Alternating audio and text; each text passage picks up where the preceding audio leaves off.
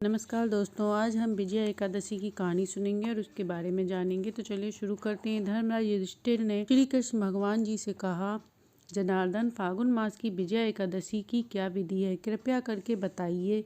इस व्रत के प्रभाव से मनुष्य को विजय की प्राप्ति होती है। यह व्रत व्रतों में सबसे उत्तम है। विजया एकादशी की कथा सुनने या पढ़ने से समस्त पापों का नाश होता है। भगवान ने कहा, एक समय की बात है, नारद जी ने ब्रह्मा जी से पूछा और कहा, हे प्रभु, आप मुझे फागुन मास की एकादशी के बारे में बताइए। तब ब्रह्मा जी ने कहा, हे नारद, पापों का नाश करता है।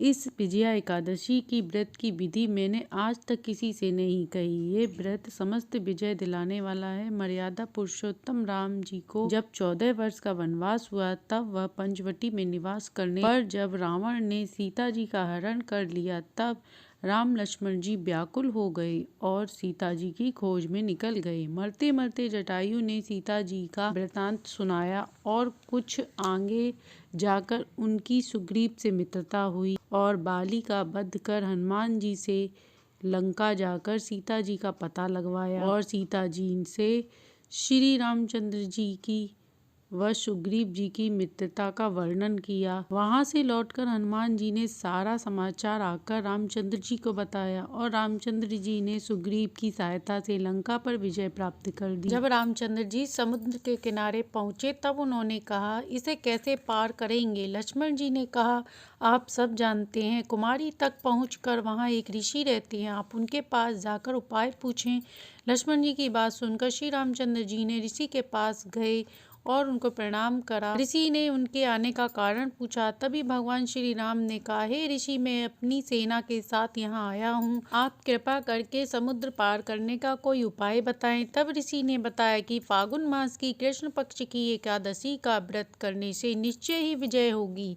इस व्रत को करने की विधि है, आप सोने, चांदी या मिट्टी का घड़ा लें। इस घड़े को जल से भरकर उसमें 5 पल्लव रख वेदी स्थापित कर दें। उस घड़े के ऊपर जौ रखें और उस पर भगवान नारायण की तस्वीर स्थापित करें। स्नान आदि से निवृत्त होकर धूप दीप नैवेद्य से श्री हरि का पूजन करें। दिन भर पूजन ध्यान करें तथा नारियल अर्पण करें तथा रात को जागरण करें।